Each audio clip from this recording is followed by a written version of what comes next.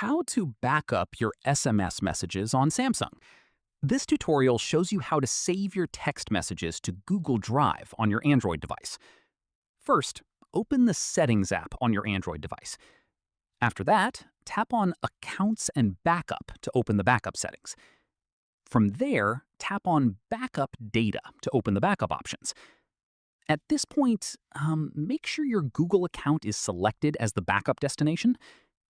In the next step, scroll through the list of data categories and make sure Messages or SMS is toggled on. Following this, tap on Backup Now to start the backup process. Once done, wait for the backup to complete. This may take a few minutes depending on how many messages you have. Finally, once the backup is finished, your SMS messages will be safely stored in Google Drive and can be restored on any device using the same Google account. And that's it. If this Samsung guide helped you back up your SMS messages, give it a like, subscribe for more Android tutorials, and tap the bell icon for updates. See you in the next one.